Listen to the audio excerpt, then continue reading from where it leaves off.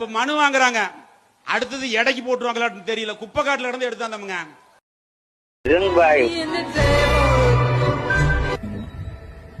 நல்ல வேலை கிடைச்சிருக்கு, குப்பை பொறுக்கிற வேலை.